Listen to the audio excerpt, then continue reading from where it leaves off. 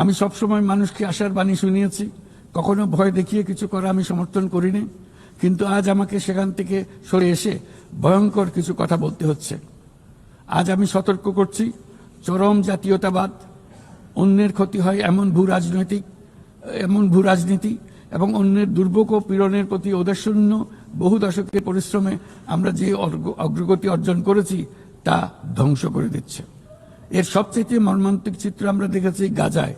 শিশুরা না খেয়ে অকাল মৃত্যুবরণ করছে, বেসামরিক জনগোষ্ঠীকে নির্বিচারে হত্যা করছে, হাসপাতাল, স্কুল সহ একটা গোটা জনপদ নিশ্চিহ্ন করে দিচ্ছে।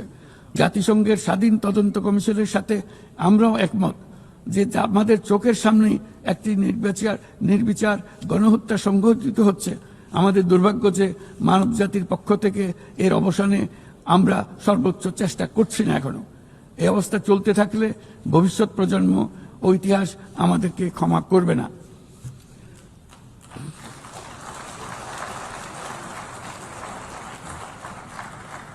বাংলাদেশের জনগণ এই বিশ্বের বিবেকবান নাগরিকদের পক্ষ থেকে আমি আবারও জোরালো দাবি জানাচ্ছি যে পূর্ব জেরুজালেমকে রাজধানী করে একটি স্বাধীন ফিলিস্তিন রাষ্ট্র গঠনের মাধ্যমে এই সমস্যার দ্বিরাষ্ট্রীয় ভিত্তিক সমাধান এখনই বাস্তবায়ন করতে হবে।